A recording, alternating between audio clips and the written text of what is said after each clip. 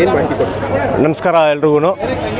ಏನು ಇವತ್ತಿನ ದಿವಸ 18/1/2026 ಏನು ನಮ್ಮ ಬೊಮ್ಮನಹಳ್ಳಿ ವಿಧಾನಸಭಾ ಕ್ಷೇತ್ರದ ಬಂಡೇಪಾಳ್ಯ ಗ್ರಾಮದಲ್ಲಿ ನಾವು ಸಂಘಟಕರೆಲ್ಲ ಸೇರಿಕೊಂಡು ಏನು ಸಮತಾ ಸೈನಿಕ ದಳ ವತಿಯಿಂದ ಏನೊಂದು ಸಂವಿಧಾನ ವಜ್ರ ಮಹೋತ್ಸವ ಕಾರ್ಯಕ್ರಮವನ್ನು ಹಮ್ಮಿಕೊಂಡಿದ್ದೀವಿ. ಇವತ್ತು ಇದರ ಮೂಲ ಉದ್ದೇಶ ಬಂದ್ಬಿಟ್ಟು ಸಂವಿಧಾನ ಅಂದರೆ ಏನು, ಸಂವಿಧಾನದ ಬಗ್ಗೆ ಅದರ ಆಸಕ್ತಿಗಳು, ಅದರ ಒಂದು ಅಂಶಗಳು ಅಂದರೆ ಏನು ಅಂತ ಜನಗಳಿಗೆ ತಲುಪಿಸೋ ಕೆಲಸ ಅಂತ ನಾವು ಮಾಡಿರೋದು. ಇವತ್ತು ಈ ಕೆಲಸ ನಾವು ಮಾಡಿರೋದು ನಮ್ಮ ಹೆಮ್ಮೆಗೋ ಅಥವಾ ನಮ್ಗೆ ಇನ್ನೊಂದು ಲಾಭಕ್ಕೂ ನಾವು ಮಾಡಿಲ್ಲ, ಇನ್ನೊಂದು ನಮ್ಮ ಸ್ವಂತಕ್ಕೆ ಇದು ನಾವು ಮಾಡಿಲ್ಲ. ಜನಗಳಿಗೆ ಸಂವಿಧಾನದ ಬಗ್ಗೆ ತಲುಪಿಸಬೇಕು, ಅದರಲ್ಲಿರುವಂಥ ಏನು ಕಾನೂನು ಮತ್ತು ಅದರಲ್ಲಿರೋ ಅಧಿಕಾರ ಮತ್ತು ಹಕ್ಕುಗಳು ಎಷ್ಟೋ ಜನಗಳಿಗೆ, ರಾಜಕೀಯ ನಾಯಕರುಗಳಿಗೆ ಮತ ಚಲಾಯಿಸಿಬಿಡ್ತಾರೆ. ಮತ ಚಲಾಯಿಸಿದ ಮೇಲೆ ಆ ಮತ ಚಲಾಯಿಸಿ ಹಕ್ಕನ್ನು ಹೇಗೆ ಪಡ್ಕೊಬೇಕು ಅನ್ನೋದು ಕೂಡ ಗೊತ್ತಿಲ್ಲ.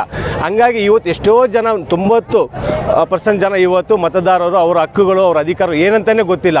ಈ ನಮ್ಮ ಸಂವಿಧಾನದಲ್ಲಿ ಇರೋದು ಏನು ಅಂದರೆ ಸಾಮಾನ್ಯ ಒಬ್ಬ ವ್ಯಕ್ತಿ ಕೂಡ ಇಂದು ಪ್ರಧಾನಿ ಆಗ್ಬೋದು ಅಂತ ಇದೆ. ಆ ಒಂದು ಸಂವಿಧಾನವನ್ನು ಬಳಸ್ಕೊಂಡು ಇವತ್ತು ಎಷ್ಟೋ ಜನ ಬಂದ್ಬಿಟ್ಟು IAS ಅಧಿಕಾರಿಗಳಾಗಿದ್ದಾರೆ, IPSಗಳಾಗಿದ್ದಾರೆ, ಏನೋ ದೊಡ್ಡ ದೊಡ್ಡ ಪೈಲಟ್ಗಳಾಗಿದ್ದಾರೆ, ಏನೇನೋ ದೊಡ್ಡ ದೊಡ್ಡ ಸಾಧನೆಗಳನ್ನು ಮಾಡಿದ್ದಾರೆ.